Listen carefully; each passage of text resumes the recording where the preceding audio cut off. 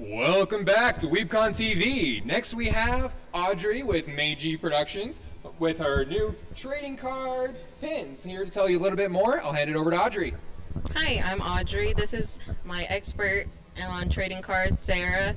We make pins from trading cards, and this is something that I'm really passionate about because I love trading cards. I'm not very good at trading cards, but I love the art. I love the just who doesn't love trading cards. So this is the first gen Pokemon. My favorite one is the chunky Pikachu right there and Lapras beneath it. And so this is all the first gens I have right now, which is quite a bit considering there's 152 Pokemon in Gen 1. And then next is I want to show, this is my Cowboy Bebop set. These are all made from real TCG cards, so these are from the card sets. You can see it has all the main ones. My favorite one is Ein chomping on someone. And then this is my DBZ set. This is from the DBZ card game. It has a bunch. I love Bulma, so I have quite a few of Bulma. And then I like Boo, so I have several Boos. Then we have Nisakoi from Y Swords, Madoka Magica, Haruhi Suzumiya, Konosuba, Cardcaptor Sakura, and Gurren Lagann. And this is another favorite of mine. It is from the Final Fantasy card game. So we have Chocobos, we have a lot of main characters and villains. I like this Kafka one, and then we have several Cloud ones. I like this Moogle one, and I like that Noctis one. Those are some of my favorites. And so one thing that I liked is trading cards. That's why I founded MajiMarket, and it's why I got into pins, because I just love the art style of them. And so one thing that's interesting about MajiMarket is the name. I took it from the Meiji era of Japan, because that's just such an interesting era to me. It's the end of the samurai, it's the influx of Western ideas and politics, and it's just such a changing time in Japanese history. And that's something I wanted to reflect on my business, is that, you know, we have this blending of cultures, Japanese and Western, and something that we can both enjoy. And so one thing I learned all about trading cards is from my best friend Sarah. She taught me everything to know about trading cards, and she is an amazing Pokemon and Yu-Gi-Oh player. And do you want to say hi, Sarah? Hello. Do you have any questions? What inspired you to start using trading cards for your pins? So I think one thing that really inspired me is I got this pin maker years ago, and I don't really know why I got it. I just thought, oh, that's cool, I want to do that. And so I was looking for things to turn into pins, and I had a bunch of Pokemon cards in my room, and I just thought, you know what, that'd be a cool pin. And so it took a little tweaking, because Pokemons are a very thick card, and so I had to change things a little bit, and I finally perfected being able to turn them into pins using the right circle size, the right mylar. So that's just something that I really enjoyed. I personally love video game side of Pokemon. I love the trading card side. I love the anime. That's just something that really inspired me. Was I wanted to kind of blend all those things together for people to be able to enjoy, and for us all to enjoy something Pokemon themed. And I think the trading card aspect of that really helped. Do you think there's a favorite type of card or brand of card that you prefer to work with because of its thickness and because of what it's of? I love the Final Fantasy cards because they're so high quality. They've got this really cool matte siding on the back of it. If you've ever had a Final Fantasy card, you'll definitely know it's how high quality it is. And so that's something I love.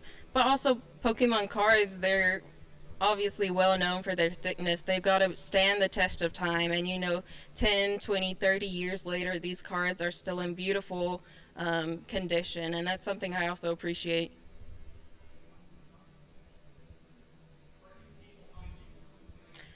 So I am on Etsy. I also have a Instagram for people who are interested in custom orders. I do custom orders. If you have a card you love, maybe it's not the highest quality or most rarity, but it's a card or a Pokemon that you love, then I can do custom orders for that pin. Just today, I thought it was really cool. There was a guy who loves, what Pokemon was it? Wimpod. Wimpod. He really loves Wimpod, and he wanted pins of Wimpod, but I didn't offer them because it's such an obscure Pokemon. But somehow he managed to bring his binder, or someone brought the binder to him so he could get the pins made today, and he was so happy. It filled my heart with joy seeing how happy he was getting his Wimpod pins. And so I am on Etsy. I also do anime mystery boxes with those pins inside. It comes with 10 stickers, 5 pins handmade by me, 3 bookmarks, prints, or postcards, and a unique item, which is like an accessory, a charm, something like that. And so I offer that on my Etsy as well. But my main feature are these pins, because that's obviously my biggest passion. Seeing how a lot of these cards can be collectibles, do you ever have a hard time finding, like, turning a card of a certain rarity into a pin, or is it still hold its value to you as a pin?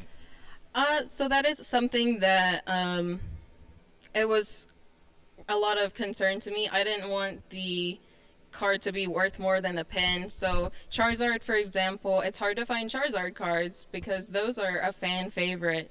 But some of them, like in the X and Y sets, they have the Charizard Spirit Link, which I do use. And one funny story is I did have a ton of Pokemon cards in my room when I was a kid, and I was like, oh, maybe I can turn some of these into pins when I was just starting out. And I found a holographic Ninetales, which from the base set of Pokemon, which I thought, oh, maybe I should bring this to my friend Sarah to tell me if it's worth something. And you should tell the story. So she brings me this Ninetales, this base set Ninetales, and the back of it was upside down. It wasn't printed right side up like the card should be. So I'm part of a Facebook group that sells Pokemon cards or discusses and trades, and I put it on there and I said, hey, what's this worth? And then I instantly get messages saying, I'll give you $600 right now for it. So these cards can be pretty expensive, even if they're just in your closet for years to come. Yeah, that was definitely worth a lot more than I expected. I was like, oh, this is a weird looking Pokemon card. Who would be interested in this? But that was back when I didn't know much about Pokemon cards, and I've learned a lot more. Just since a few years, I've learned so much more about Pokemon cards, and a lot of that is thanks to my friend Sarah, because she is the expert. Any other questions? So did you ever end up pressing that shiny card? Or is there Yeah. a certain threshold of cards that you wouldn't press and would maintain as a card? Yeah, so I sell these pins for $1.50 each. So usually I buy in bulk cards, maybe a cent per card. But for the specialty ones, I do like to buy some cards, like legendary cards, even if they're not a common rarity. People still like them, so they can be upwards to maybe 20 cents per card. So that's usually the limit of what I pay to put a card into a pin. So that's the limit. And other cards, I do sell cards. I sell on TCG Player at the same tag, MajiMarket. So any card that's worth more than that, I sell on TCG Market. That's it.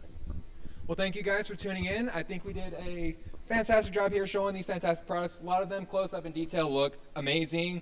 Definitely check it out. MajiMarket, you heard it here. Etsy, Instagram, TCG TCG player. Yep. Anywhere else you can find me, I don't know. This is where to find it. Thank you all. Thank you for having us.